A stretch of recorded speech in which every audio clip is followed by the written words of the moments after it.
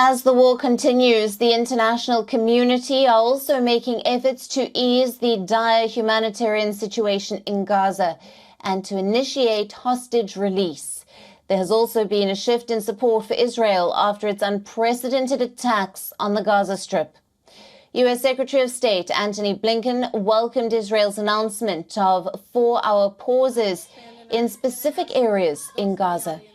Blinken, who was in New Delhi meeting with top diplomats and defense chiefs from India and the United States, said more needed to be done to protect civilians and ensure aid reached those in need.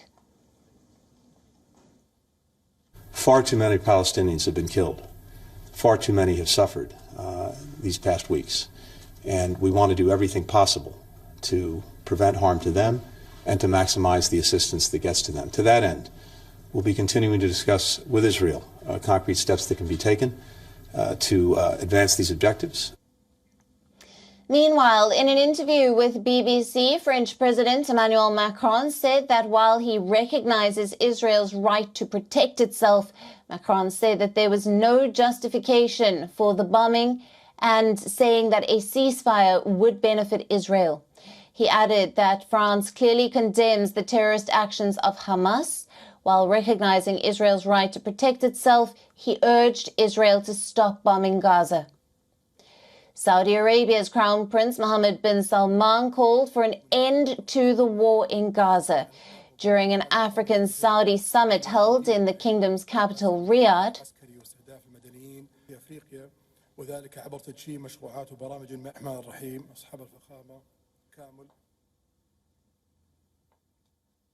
وندين ما يشهده قطاع غزة من اعتداء عسكري واستهداف المدنيين واستمرار انتهاكات سلطة الاحتلال الإسرائيلية للقانون الدولي الإنساني لنؤكد ضرورة وقف هذه الحرب والتهجير القسري وتهيئة الظروف لعودة الاستقرار وتحقيق السلام في أفريقيا وذلك عبر تدشين مشروعات وبرامج مائية في دول القارة بقيمة تتجاوز $1 مليار على مدى 10 سنوات.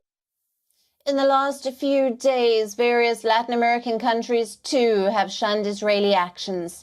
The Chilean and Colombian governments recalled their ambassadors to Israel for consultations last week after Israel violated international humanitarian law in the Gaza Strip. The Colombian president, Gustavo Petro, called the attacks a massacre of the Palestinian people in a post on social media network X. Bolivia broke ties with Israel, citing crimes against humanity. Other Latin American neighbors, such as Mexico and Brazil, have also recently called for a ceasefire.